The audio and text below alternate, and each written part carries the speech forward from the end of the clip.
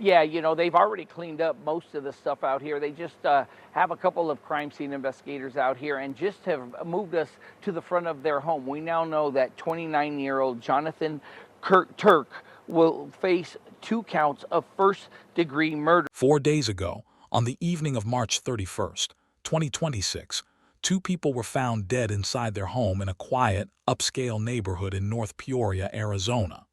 They were Fraser Scott Turk, 63 years old, and Tina Turk, 56. They had been married for more than 30 years, had lived in that neighborhood for roughly 15 years after relocating from New York, and both worked in medicine. Their son Jonathan called 911 that evening and told the dispatcher he had just killed them. He was standing outside with a water bottle when officers arrived. This is the story of a case that has gripped a community and raised questions that will take months, possibly years, to answer. Starting with who was lost. Fraser went by Scott to those who knew him. He had spent his career as a physician's assistant and had built a life in North Peoria that, by every neighbor account reported to local media, was characterized by warmth and openness. He and Tina hosted Halloween celebrations in their front driveway every year. They were the kind of couple people described as always inviting, always kind. Tina was 56, a nurse, and the woman a neighbor described to Fox 10 Phoenix as normal and very kind, as someone who said hello and meant it. They had 2 children, a college-aged daughter who was not at the home that evening, away at school elsewhere in Arizona, and a son. Family friend Rob Cagnetta wrote publicly in the days following their deaths that the couple were 2 beautiful souls, the definition of a model couple, and that he was struggling to understand a loss he described as senseless. His words, reported by ABC 15 Arizona and syndicated nationally, are the most complete public portrait of who Fraser and Tina Turk were to the people who loved them. At approximately 6:29 in the evening, a call was placed to the Peoria Police Department from the family home near 83rd Avenue and Jamex Road. The caller was Jonathan Turk. According to the probable cause statement filed by the Peoria Police Department, he told the dispatcher he had murdered his parents with a hammer and a knife because he had become angry at them for putting him on medication. He said the weapons were in his room. He said he would be outside with a water bottle so officers could identify him. Officers arrived within minutes and found Jonathan Turk exactly where he said he would be. He was taken into custody without incident. Inside, documents show officers found blood on the kitchen floor and on the stairs. Fraser Turk at the top of the first stairway landing with at least 1 apparent stab wound, and Tina Turk in the master bathroom with apparent head trauma consistent with a blunt object. The bloody hammer and knife were in the upstairs bedroom trash can, precisely where Jonathan had described them. Paramedics declared both Fraser and Tina Turk dead at approximately 6:42 in the evening, 13 minutes after the call.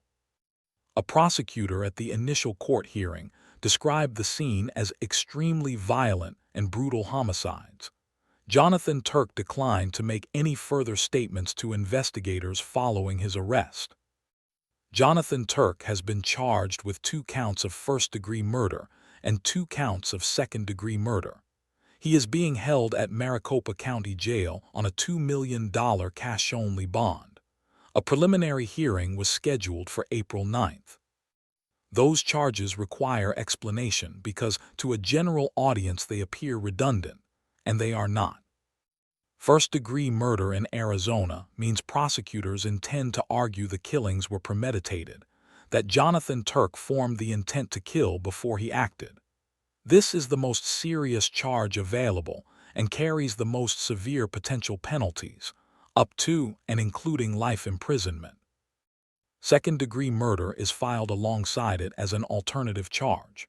If a jury is not persuaded beyond reasonable doubt that the killings were premeditated, the second-degree charge allows a conviction on the finding that the killings were intentional but not necessarily planned in advance. Filing both for the same deaths is standard prosecutorial strategy when the mental state of the accused is expected to be contested. It is preparation for the argument that will almost certainly be made on Jonathan Turk's behalf. That argument, according to every legal expert who has spoken publicly about this case, will center on his mental health.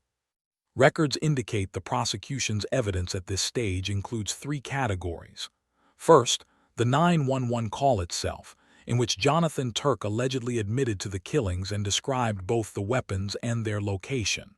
Second, the forensic evidence throughout the home, consistent with the wounds and locations he described to the dispatcher.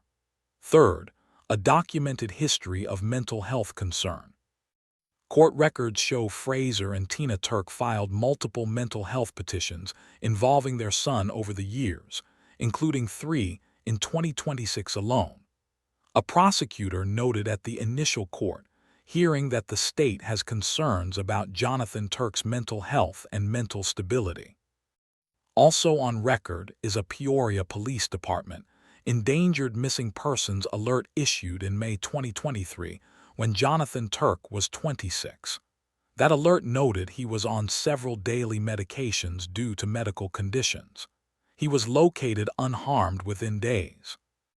No defense attorney for Jonathan Turk has made any public statement. His defense position, plea strategy, and response to the allegations have not been disclosed. This leads to a series of critical unanswered questions. The content and outcome of those 3 2026 petitions remain unknown. Medical records in Arizona are confidential, and no public document has disclosed what they requested, what the court determined in response, or whether any formal intervention was ordered. The specific medication involved, what condition it treated, and whether Jonathan Turk had been compliant with it or had recently stopped are also undisclosed. What happened inside the home in the hours before 6:29 that evening is similarly absent from any public record.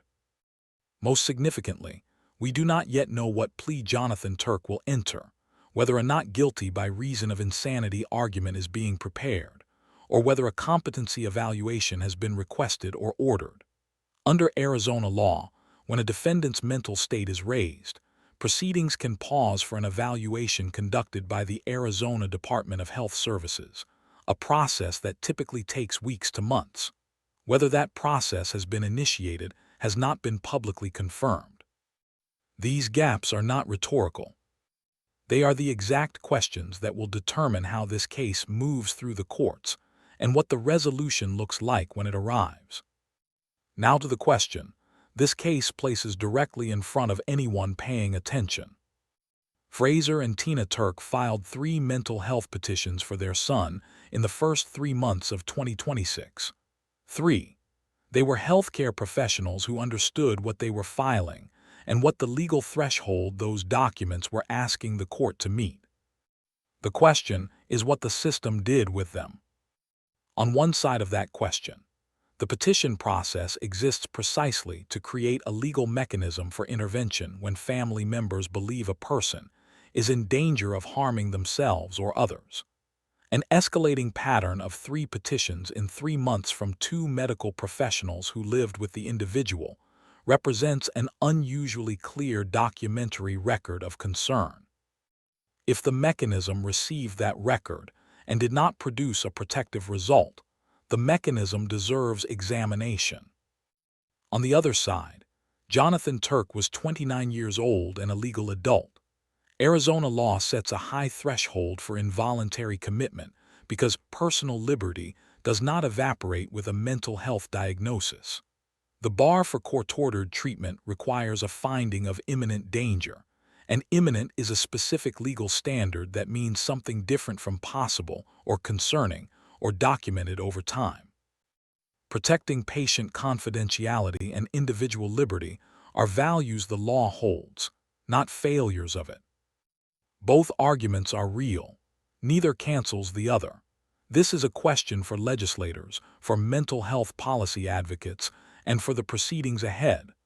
What this case makes impossible to ignore is that the question exists, and that Fraser and Tina Turk are not here to see it answered. Here is what comes next. The April 9th preliminary hearing in Maricopa County Superior Court would establish whether the prosecution has probable cause sufficient to proceed. Given the nature of the 911 call, a dismissal at this stage would be highly unusual. What the hearing may produce is the beginning of a formal legal record about how both sides intend to proceed.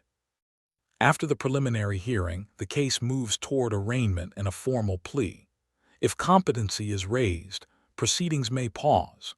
If the case proceeds to trial, the standard Arizona homicide timeline and the likely complexity of psychiatric evidence means a trial date is probably at least 12 months away, possibly longer. That trial will hear expert psychiatric testimony.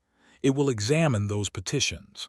It will ask, under oath and subject to cross-examination, what Fraser and Tina Turk documented, what the system received, and what followed.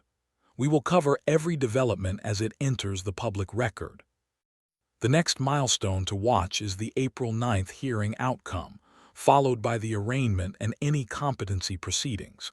If you want to follow this case as it develops, subscribe and hit the bell. Every significant development will get its own update. Fraser Scott Turk and Tina Turk spent more than 30 years building a life together. They moved from New York to Arizona and made a neighborhood their own. They kept their driveway lit up at Halloween. They filed paperwork 3 times in a single year, trying to get help for someone they never stopped fighting for. The paperwork is still in a Maricopa County court file. They will not know what it leads to.